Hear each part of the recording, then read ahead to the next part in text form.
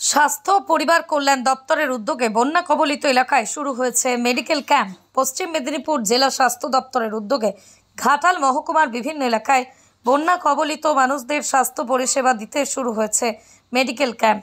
আস্তে আস্তে উঁচু এলাকা থেকেই বন্যার জল কমতেই দেখা দিচ্ছে রোগের উৎসর্গ। ঘাটাল পৌর এলাকার জল নামতেই এলাকা পরিষ্কারের সাথে সাথে ব্লিচিং ছড়াতে ব্যস্ত পৌরসভার সাফাই কর্মীরা।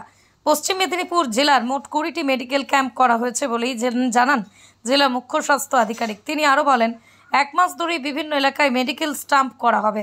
ঘাটালের অজবনগর 2 গ্রাম পঞ্চায়েতের বর্দা বিশালক্ষী মন্দিরে ঘাটাল পৌরসভাতে এই মেডিকেল ক্যাম্প বসেছে।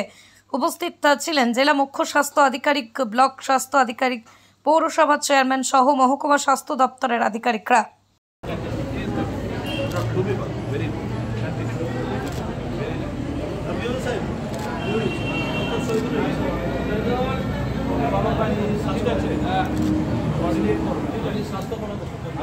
I will send you the letter of appreciation and the entire team. মানুষের একটু কষ্ট আছে, একটু যে ব্যবস্থা আছে বাকি আছে।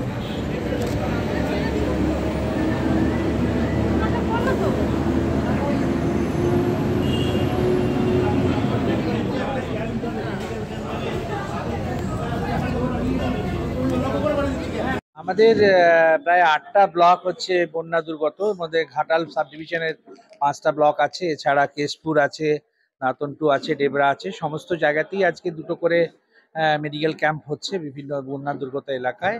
এবং ঘাটাল মিউনিসিপ্যালিটিতেও এখানে একটি ক্যাম্পে আমরা আজকে এসেছি 4 নম্বর ওয়ার্ডে, মিউনিসিপ্যালিটি ওয়ার্ডের তলায় এখানে আমাদের ক্যাম্প করছি। তো এই ক্যাম্প থেকে বন্যা দুর্গত মানুষের কাছে চিকিৎসা পরিষেবা তাদের কাছে গিয়ে পৌঁছে দেওয়াটাই আমাদের লক্ষ্য। সেই জন্য প্রত্যেক দিনই এখন ক্যাম্প চলবে।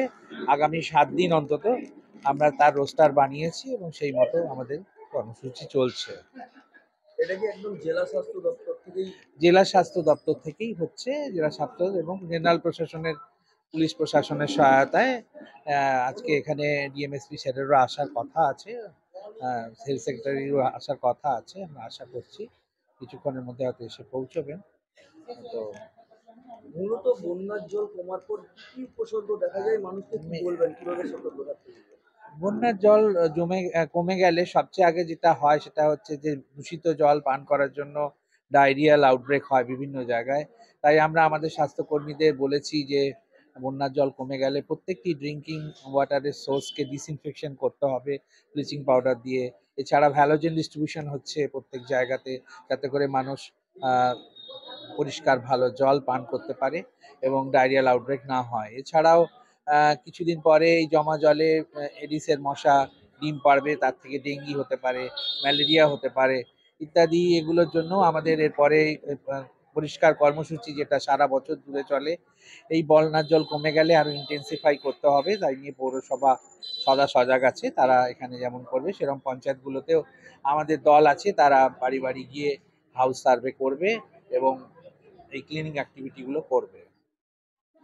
শিবপুরে বন্যার জলে ডুবেছে বাড়ি? হ্যাঁ ডুবেছে। বাড়ি ডুবেছে? বাড়ি ডুবেনি, এমনি আশেপাশে ডুবেছে আর কি অসুস্থতা বোধ করছে? কি অসুবিধা বোধ হচ্ছে, এই শরীরটা দুর্বল লাগছে। এটা প্রেশারটা আরে ঠিক দেখাতে এসছি, ঠিক কেমন কি প্রেশারটা আছে, শরীরটা খুব দুর্বল। এখানে ডাক্তারবাবু দেখছেন? দেখাইতে অনেকদিন দেখেছি, দেখাইনি। আর এখন পয়সা করির জন্য ঠিক মতন আমি দেখাই। এখানে তো ফ্রিতে। কোথায়? এইটা? হ্যাঁ হ্যাঁ, ওষুধও পাচ্ছেন? ওষুধও পাচ্ছি, দেখাইনি, এই তো দেখাতে এসছি। আপনার নাম? রেণুকা পণ্ডিত।